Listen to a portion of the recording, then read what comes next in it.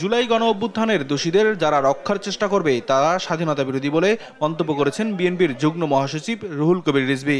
সকালে জাতীয় বার্ন ইনস্টিটিউটে জুলাই গণ অভ্যুত্থানে আহতদের দেখতে গিয়ে এসব কথা বলেন তিনি।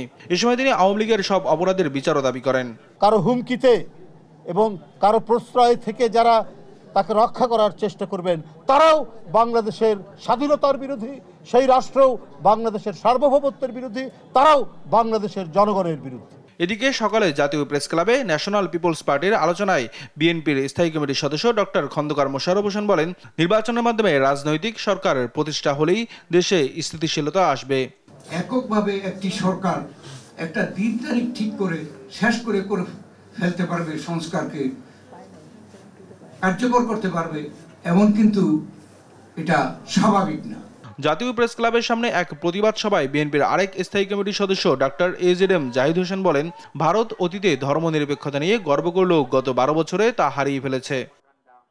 জাতীয় প্রেস ক্লাবের সামনে আগরতলায় বাংলাদেশের ডেপুটি হাইকমিশনের ধর্মীয় উগ্রবাদীদের হামলা এবং বাংলাদেশের জাতীয় পতাকার অবমাননার প্রতিবাদে অপর এক মানববন্ধন ও বিক্ষোভ মিছিলে বিএনপির ভাইস চেয়ারম্যান শামসুজ্জামান দুদু বলেন, অন্তর্বর্তী সরকার যখন সুষ্ঠু একটি নির্বাচনের দিকে হাঁটছে তখন পার্শ্ববর্তী দেশ ভারত বিভিন্ন ষড়যন্ত্র করছে।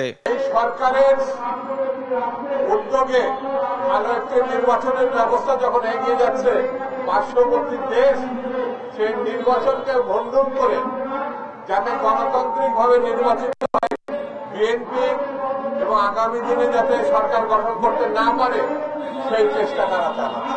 ভারত সত্যিকারের বন্ধু হিসেবে আগামীতে বাংলাদেশের সাথে কাজ করবে এমন প্রত্যাশাও করেন বিএনপি নেতারা। নিয়াজ মোরশেদ, দেশ টিভি, ঢাকা।